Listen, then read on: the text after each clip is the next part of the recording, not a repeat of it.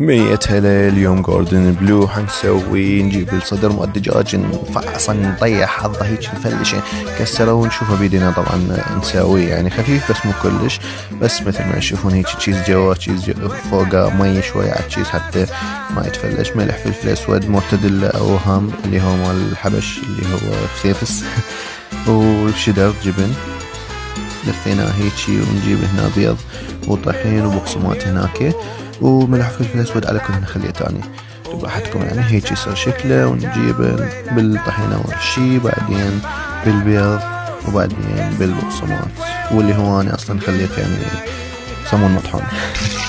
ونقلب زيت غزير حار لحد ما تقريبا 10 دقايق اكثر. هو تقريبا هذا غزير حيطوف.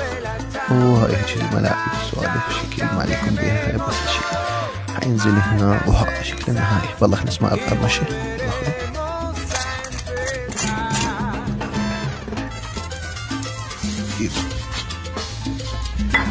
لا